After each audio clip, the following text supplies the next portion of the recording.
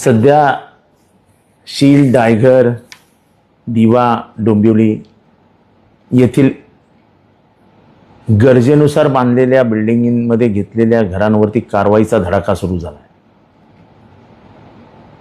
हे कबूल आहे की त्या बिल्डिंगी अनधिकृत आहेत, पण त्यांना बांधण्यासाठी मदत कोणी केली?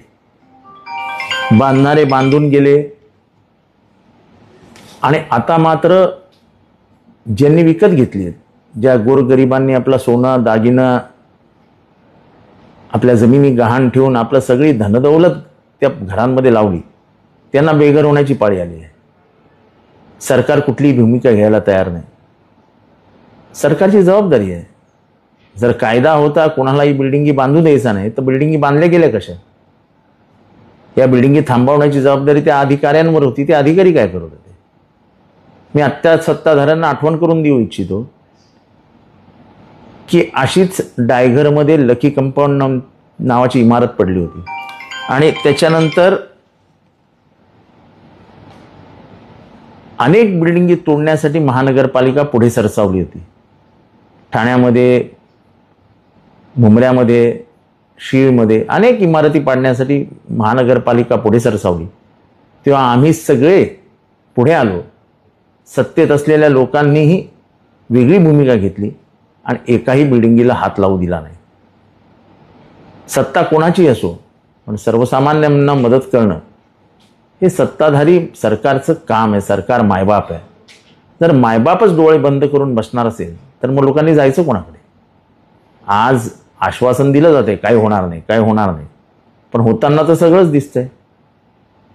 त्यामुळे हे कोणावर दोष किंवा बोटं नाही ठेवायचे, मला कोणाला दोषी ठरवायचं नाही, पण सरकारने याच्यात भूमिका घ्यायला हवी।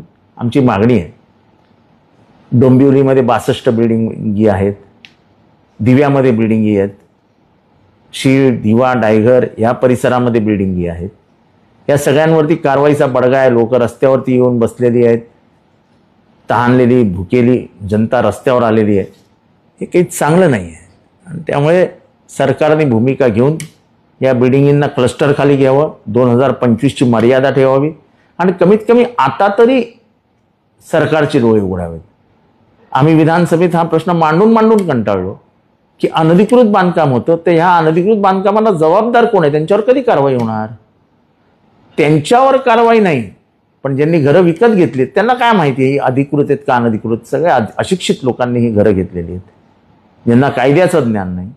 आज त्यांचा पूर्ण घरसंसार उघड्यावर आलाय।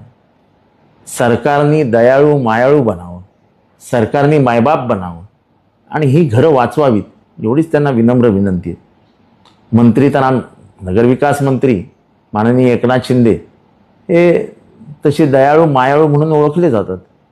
आमची अपेक्षा आहे की जसं तुम्ही शरद पवार साहेबांकडे एकेकाळी आला होतात बिल्डिंगी वाचवण्यासाठी आणि तेव्हा शरद पवार साहेबांनी तुम्हाला तुमच्या भागातल्या आणि तसंच ठाण्यातल्या बिल्डिंगीसाठी शब्द दिलेला, जेव्हा आम्ही सत्तेत होतो, की एकाही बिल्डिंगीला हात लागणार नाही, आम्ही तो शब्द पुरा केला होता। आम्ही कुठल्याही बिल्डिंगींना हात लावू दिला नव्हता।